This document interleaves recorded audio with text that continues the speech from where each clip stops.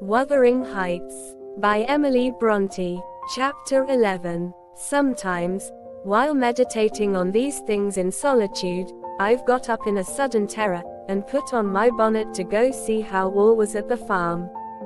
I've persuaded my conscience that it was a duty to warn him how people talked regarding his ways, and then I've recollected his confirmed bad habits, and, hopeless of benefiting him, have flinched from re-entering the dismal house, doubting if I could bear to be taken at my word.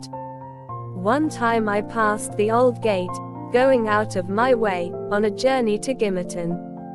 It was about the period that my narrative has reached, a bright frosty afternoon, the ground bare, and the road hard and dry. I came to a stone where the highway branches off onto the moor at your left hand, a rough sand pillar, with the letters W. H. cut on its north side, on the east, G, and on the southwest, T. G. It serves as a guidepost to the Grange, the Heights, and village. The sun shone yellow on its grey head, reminding me of summer, and I cannot say why, but all at once a gush of child's sensations flowed into my heart. Hindley and I held at a favourite spot 20 years before. I gazed long at the weather-worn block, and, stooping down, perceived a hole near the bottom still full of snail shells and pebbles, which we were fond of storing there with more perishable things, and, as fresh as reality, it appeared that I beheld my early playmate seated on the withered turf, his dark, square head bent forward, and his little hand scooping out the earth with a piece of slate. "Poor Hindley!" I exclaimed, involuntarily. I started. My bodily eye was cheated into a momentary belief that the child lifted its face and stared straight into mine. It vanished in a twinkling, but immediately I felt an irresistible yearning to be at the heights. Superstition urged me to comply with this impulse, supposing he should be dead. I thought, or should die soon, supposing it were a sign of death. The nearer I got to the house the more agitated I grew, and on catching sight of it I trembled in every limb. The apparition had outstripped me, it stood looking through the gate. That was my first idea on observing an elf-locked, brown-eyed boy setting his ruddy countenance against the bars. Further reflection suggested this must be Hareton, my Hareton, not altered greatly since I left him, 10 months since.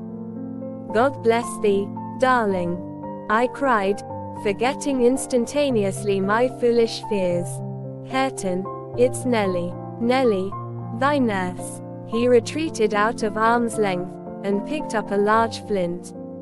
"I am come to see thy father, Hareton," I added, guessing from the action that Nellie, if she lived in his memory at all, was not recognized as one with me. He raised his missile to hurl it. I commenced a soothing speech, but could not stay his hand. The stone struck my bonnet, and then ensued, from the stammering lips of the little fellow, a string of curses, which, whether he comprehended them or not, were delivered with practiced emphasis, and distorted his baby features into a shocking expression of malignity. You may be certain this grieved more than angered me. Fit to cry, I took an orange from my pocket, and offered it to propitiate him. He hesitated, and then snatched it from my hold, as if he fancied I only intended to tempt and disappoint him. I showed another, keeping it out of his reach. "Who has taught you those fine words, my bairn?" I inquired. "The curate." "Damn the curate, and thee." "Gie me that," he replied. "Tell us where you got your lessons, and you shall have it," said I. "Who's your master?" "Devil Daddy," was his answer. "And what do you learn from Daddy?" I continued. He jumped at the fruit. I raised it higher. "What does he teach you?" I asked. "Naught," said he, "but to keep out of his gate. Daddy cannot bide me, because I swear at him." "Ah, and the devil teaches you to swear at Daddy," I observed. "Nay," he drawled. "Who?" Then, Heathcliff. I asked if he liked Mr. Heathcliff. He answered again. Desiring to have his reasons for liking him, I could only gather the sentences. I know't. He pays Dad back what he gives to me. He curses Daddy for cursing me. He says I mun do as I will. And the curate does not teach you to read and write, then. I pursued. No. I was told the curate should have his teeth dashed down his throat if he stepped over the threshold. Heathcliff had promised that. I put the orange in his hand, and bade him tell his father that a woman called Nellie Dean was waiting to speak with him, by the garden gate.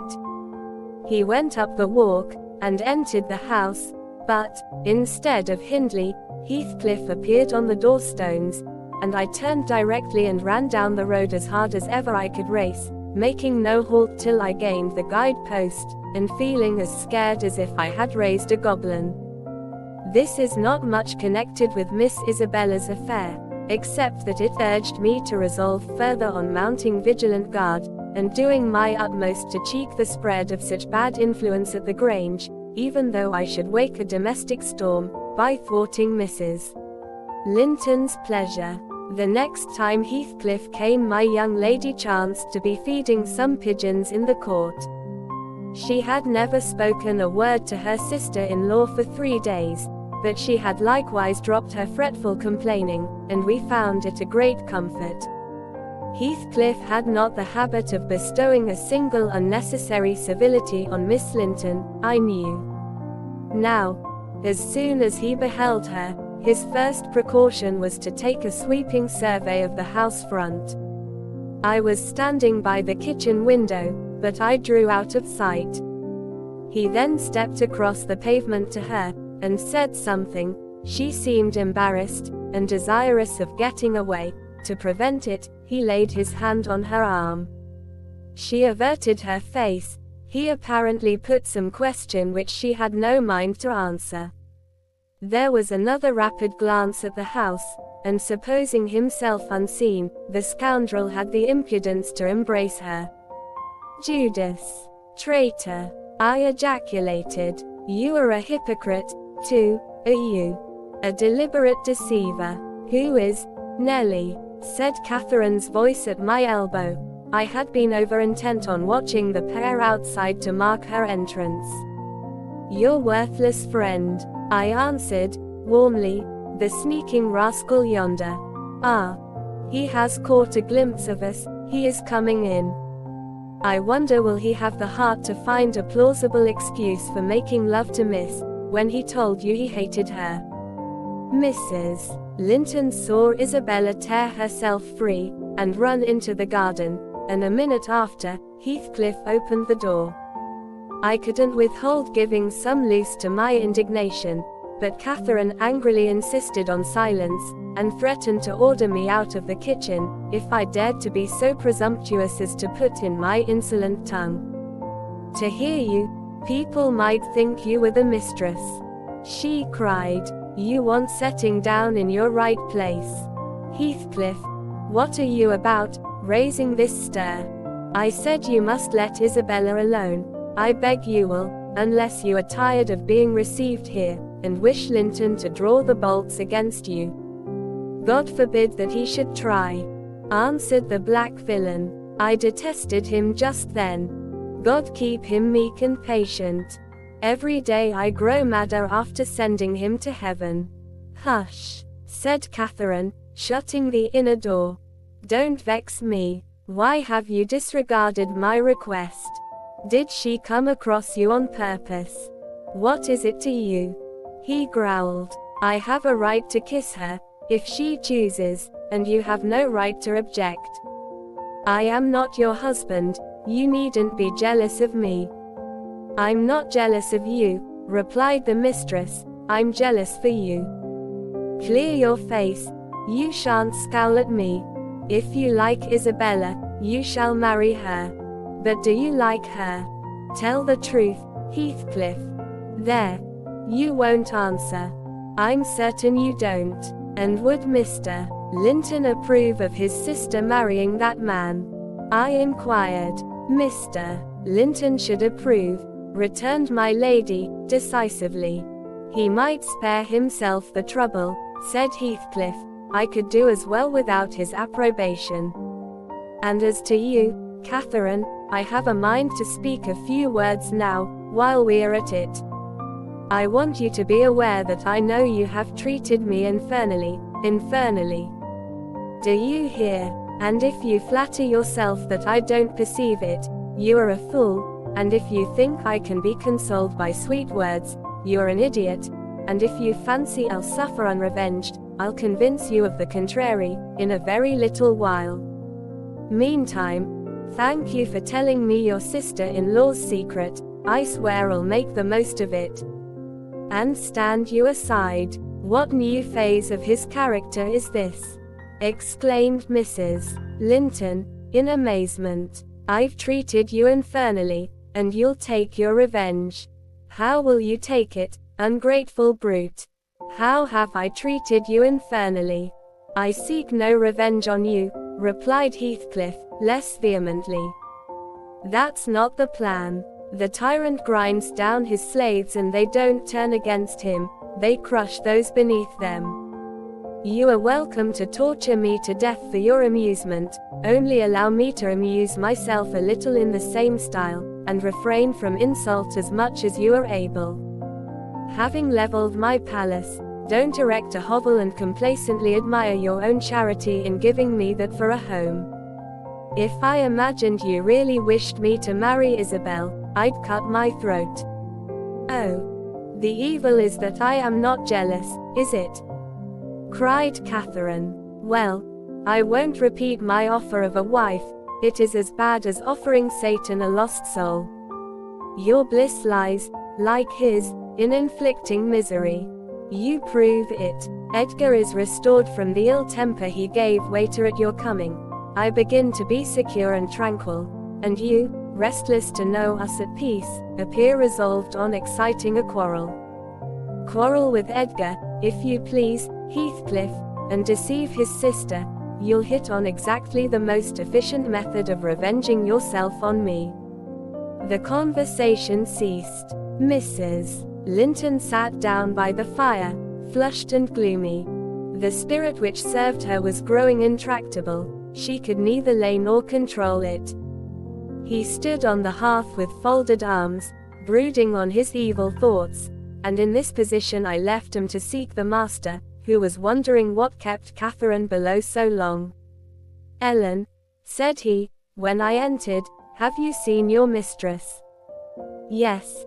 She's in the kitchen, sir, I answered. She's sadly put out by Mr.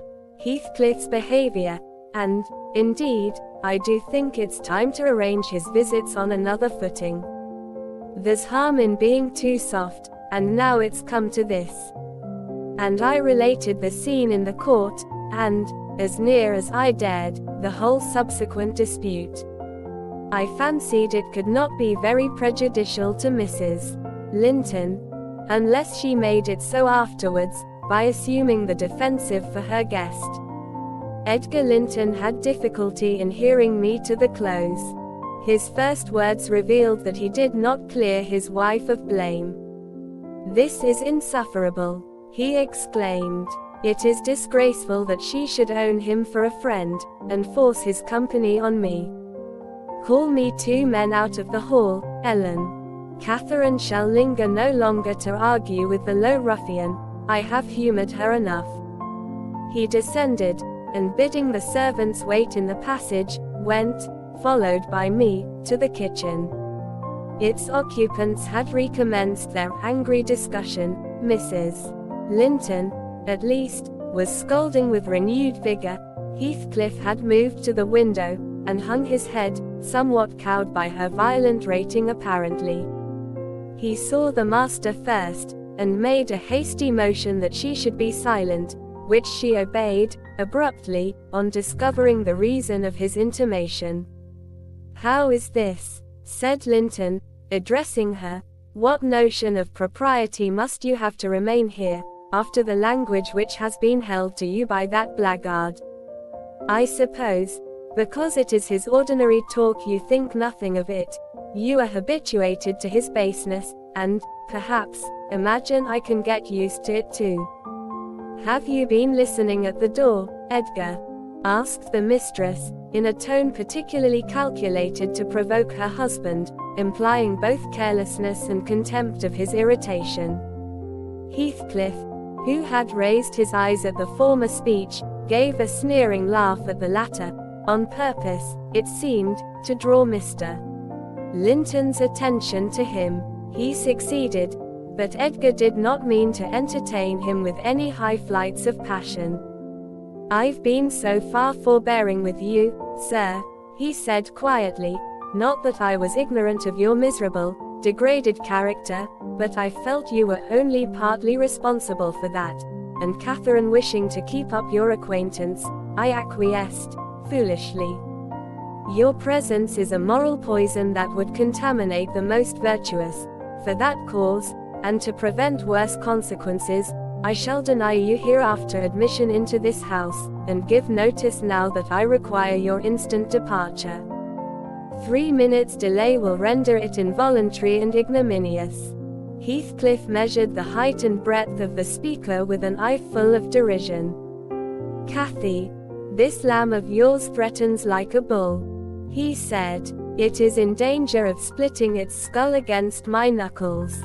By God, Mr. Linton, I'm mortally sorry that you are not worth knocking down." My master glanced towards the passage, and signed me to fetch the men. He had no intention of hazarding a personal encounter. I obeyed the hint, but Mrs. Linton, suspecting something, followed, and when I attempted to call them, she pulled me back, slammed the door to, and locked it. "Fair means," she said, in answer to her husband's look of angry surprise. "If you have not courage to attack him, make an apology, or allow yourself to be beaten. It will correct you of feigning more valor than you possess. No. I'll swallow the key before you shall get it. I'm delightfully rewarded for my kindness to each.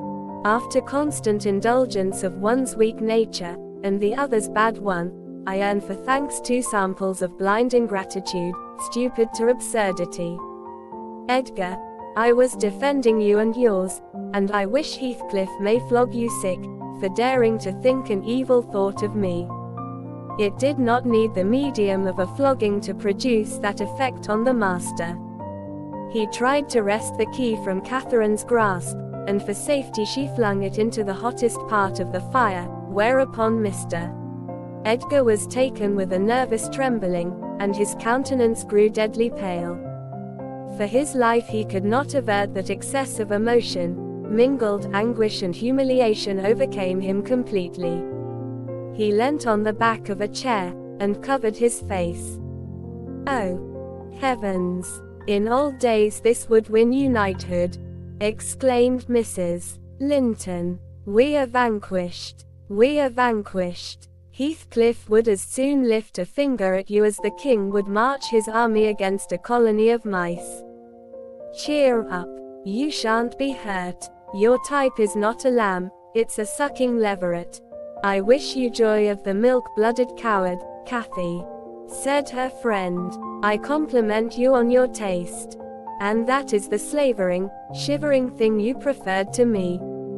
I would not strike him with my fist, but I'd kick him with my foot, and experience considerable satisfaction. Is he weeping, or is he going to faint for fear?" The fellow approached and gave the chair on which Linton rested a push. He'd better have kept his distance. My master quickly sprang erect, and struck him full on the throat a blow that would have leveled a slighter man. It took his breath for a minute, and while he choked, Mr. Linton walked out by the back door into the yard, and from thence to the front entrance.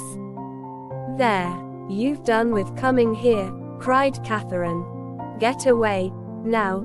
He'll return with a brace of pistols and half a dozen assistants. If he did overhear us, of course he'd never forgive you. You've played me an ill turn, Heathcliff. But go. Make haste. I'd rather see Edgar at bay than you. Do you suppose I'm going with that blow burning in my gullet? He thundered.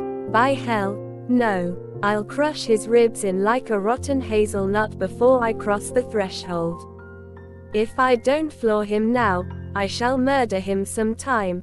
So, as you value his existence, let me get at him. He is not coming, I interposed, framing a bit of a lie. There's the coachman and the 2 gardeners. You'll surely not wait to be thrust into the road by them. Each has a bludgeon, and master will, very likely, be watching from the parlor windows to see that they fulfill his orders. The gardeners and coachman were there, but Linton was with them. They had already entered the court. Heathcliff, on the second thoughts, resolved to avoid a struggle against 3 underlings. He seized the poker, smashed the lock from the inner door, and made his escape as they tramped in. Mrs. Linton, who was very much excited, bade me accompany her upstairs. She did not know my share in contributing to the disturbance, and I was anxious to keep her in ignorance. I'm nearly distracted, Nellie, she exclaimed, throwing herself on the sofa. 1,000 Smith's hammers are beating in my head. Tell Isabella to shun me. This uproar is owing to her, and should she or anyone else aggravate my anger at present, I shall get wild. And, Nellie, say to Edgar, if you see him again tonight, that I'm in danger of being seriously ill. I wish it may prove true. He has startled and distressed me shockingly. I want to frighten him. Besides, he might come and begin a string of abuse or complainings. I'm certain I should recriminate, and God knows where we should end. Will you do so, my good Nellie? You are aware that I am no way blamable in this matter. What possessed him to turn listener? Heathcliff's talk was outrageous, after you left us, but I could soon have diverted him from Isabella, and the rest meant nothing. Now all is dashed wrong, by the fool's craving to hear evil of self, that haunts some people like a demon. Had Edgar never gathered our conversation, he would never have been the worse for it. Really, when he opened on me in that unreasonable tone of displeasure after I had scolded Heathcliff till I was hoarse for him, I did not care hardly what they did to each other, especially as I felt that, however the scene closed, we should all be driven asunder for nobody knows how long. Well, if I cannot keep Heathcliff for my friend, if Edgar will be mean and jealous, I'll try to break their hearts by breaking my own. That will be a prompt way of finishing all, when I am pushed to extremity. But it's a deed to be reserved for a forlorn hope. I'd not take Linton by surprise with it. To this point he has been discreet in dreading to provoke me. You must represent the peril of quitting that policy, and remind him of my passionate temper, verging, when kindled, on frenzy. I wish you could dismiss that apathy out of that countenance, and look rather more anxious about me. The stolidity with which I received these instructions was, no doubt, rather exasperating, for they were delivered in perfect sincerity, but I believed a person who could plan the turning of her fits of passion to account, beforehand, might, by exerting her will, manage to control herself tolerably, even while under their influence, and I did not wish to frighten her husband, as she said, and multiply his annoyances for the purpose of serving her selfishness. Therefore I said nothing when I met the master coming towards the parlor, but I took the liberty of turning back to listen whether they would resume their quarrel together. He began to speak first. "Remain where you are, Catherine," he said, without any anger in his voice, but with much sorrowful despondency. "I shall not stay. I am neither come to wrangle nor be reconciled, but I wish just to learn whether, after this evening's events, you intend to continue your intimacy with—" "Oh, for mercy's sake," interrupted the mistress, stamping her foot, "for mercy's sake, Let us hear no more of it now.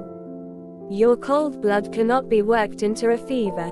Your veins are full of ice water, but mine are boiling, and the sight of such chillness makes them dance.